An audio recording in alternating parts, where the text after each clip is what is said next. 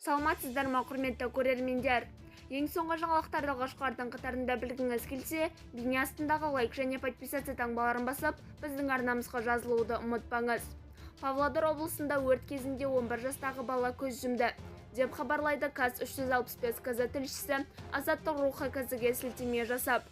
Облыстық ТЖД баспасөз қызметінің мәліметінше, 11 мамырда сағат 2:03-те 101 пультіне Успен ауданы Новопокровка ауылдық аумағының әкімінен Галицкое ауылындағы Интернациональная көшесі 18-ші мекен жайы бойынша 5 бөлмелі кірпіштен салынған жеке тұрғын үйде өрт шыққаны туралы хабарлама түскен. Өрт сөндірушілер келгенде жартылай қираған шатырдың ағаш құрылымдары, тұрмыстық заттар, жиһаздар жанып жатқан. Өрттің жалпы ауданы 250 шаршы метрді құраған. Өз бетімен 4 адам эвакуацияланған. Бізді бақылауды жалғастырыңыз.